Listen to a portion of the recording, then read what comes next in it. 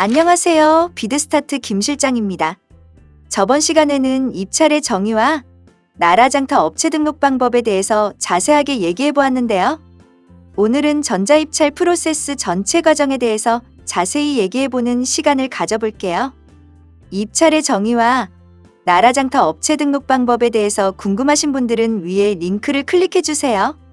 자, 그럼 전자입찰 프로세스는 어떤 순서로 진행이 될까요? 기본적인 시설공사 기준의 입찰 순서는 다음과 같습니다. 첫 번째로 입찰 공고 확인입니다. 나라장터 또는 공사 조달 사이트에서 각 관할 공무원들이 공고를 게재하는데요. 필요시에 참가 자격 사전 심사와 현장 설명이 포함됩니다.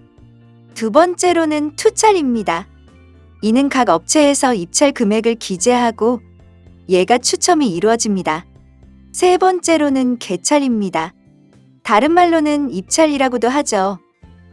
이는 예정 가격 이하로 낙찰 환율 이상 최저가로 제시한 업체가 1순위로 선정된 것을 의미합니다.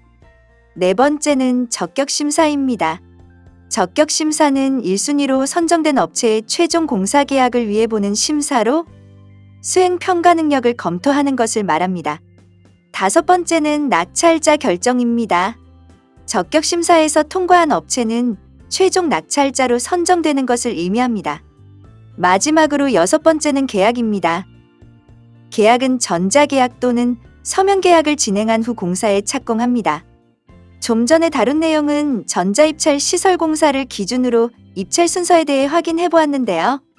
실업장 대표님들이나 담당자 입장에서 확인해야 하는 것을 좀 더 자세하게 다뤄볼게요. 업체 기준의 입찰 순서는 다음과 같습니다.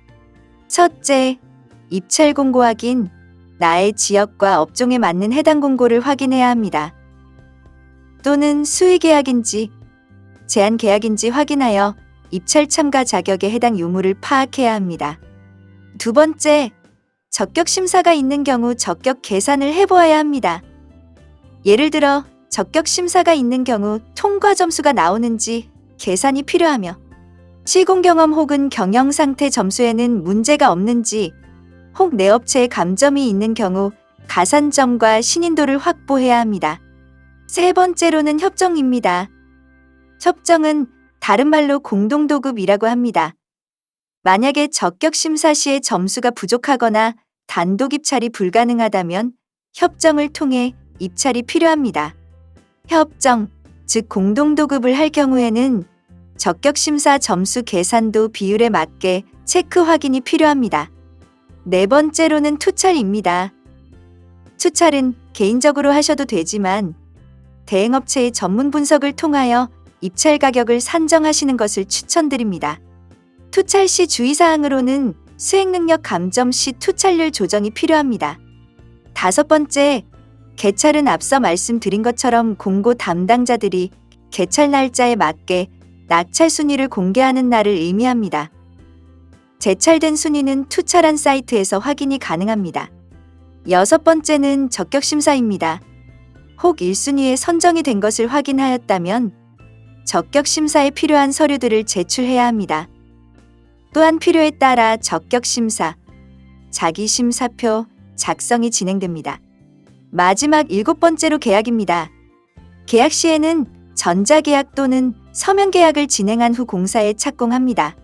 자, 전자입찰에 대한 전체 프로세스에 대한 부분이 어느 정도 이해가 가시나요? 다음으로는 입찰 전 필수로 확인해야 하는 사항들에 대해 말씀드릴게요. 첫 번째로 확인해야 되는 것은 내 업종에 해당되는 공사업종이 협회에 등록이 되어 있는지 확인하셔야 합니다.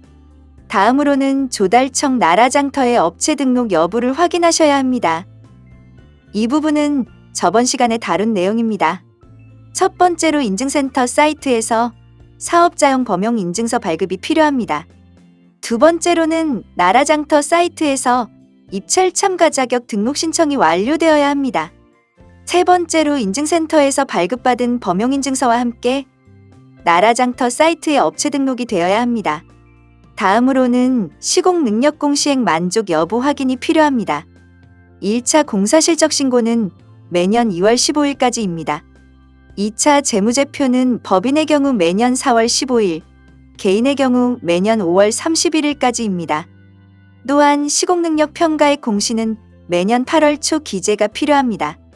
적용기간은 공사일로부터 다음 해의 정기 공시일의 전날까지 해당됩니다.